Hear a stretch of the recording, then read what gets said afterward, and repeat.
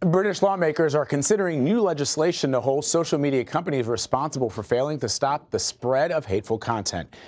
The content that would be banned includes false news, terrorist activity, and extreme violence. If companies don't take down content in time, the company and its top executives could face serious fines. Joining me now is CBS News contributor and editor-in-chief for Wired, Nick Thompson. Nick, good to see you. So what are these regulations, and are they enough to help this problem? Well, so the regulations are what you said. So Britain has proposed, or it has been presented to Parliament, that there be regulations that would fine the social media companies for toxic content that exists on their services. That is something that a lot of people want. The question I actually think is, are they too much to help the problem? Because this is really complicated stuff, right? So think about false news. Do you really want the government fining social media platforms for publishing misinformation? Because the government will then define what is misinformation. Right? Imagine if Donald Trump had that power. How long would the media as it exists be allowed to keep publishing? You can see lots of opportunities for abuse on that particular front. Another big question is that one of the things that everybody wants from these social media companies is the right to privacy. But the right to privacy also comes into conflict with the ability of the social media companies' abilities to find and filter toxic content. Sometimes you can have one and not the other. So what Britain has done is they've moved really quickly into a really complicated area where intentions may be good, but consequences are much more questionable. Yeah, no, you make a great point. It's something that I've been thinking about when I first saw that this was breaking, because my first immediate thought was, what is the definition of false news? And I think that that's going to be, so it seems to me, and almost an overreaction, as you point out. A lot of governments, a lot of people are worried about the spread of false information. They're worried about, for example, the shooter in New Zealand in the mosque attack, posting video of himself, killing innocent people on a social media platform. And so they're trying to figure out ways to address these concerns that people have and address the nefarious intentions of nefarious actors. But it does seem like it's an overreach. So what could they possibly do?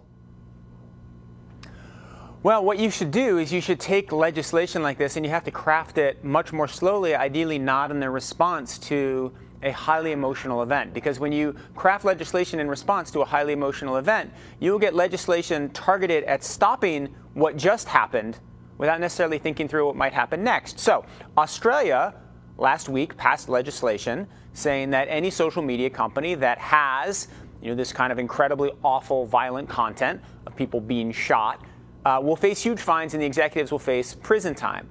But now let's think a little bit more about that, because sometimes live video about abuses actually helps to stop the abuses. But if you put the burden on the executives that they're going to go to prison if live video appears showing something terrible, they are just going to knock live video off the platform.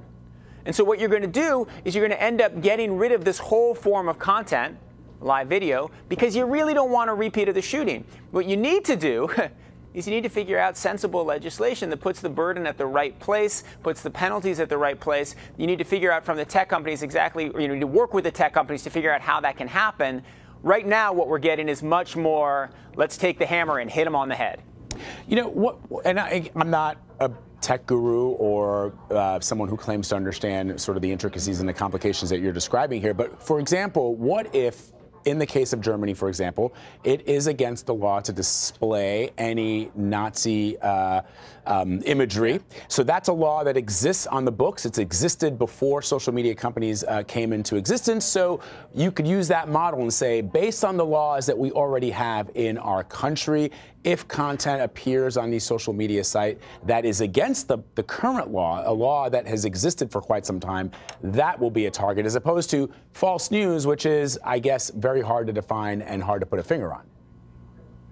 Yeah, that's an excellent example. And the advantage of applying existing law to the social media companies is it's complicated, but there have been a whole bunch of cases, and Germany has had a whole bunch of time to think through, okay, what if somebody is showing a Nazi swastika as part of a protest against Nazism, or it's a book critiquing Hitler? They've had those debates, they've sorted through it. It's not suddenly throwing out there that you're not allowed to have violent content without having the debates about what kind of violent content is actually beneficial to society and what kind is not. So I do think that that is a smart approach. Take the laws you have now, take the laws that you've debated, take the standards, take the case law, and apply it as best you can, instead of let's come up with a whole new bunch of standards, let's come up with a whole new bunch of categories. I want to add one more thing, which I think is really important too.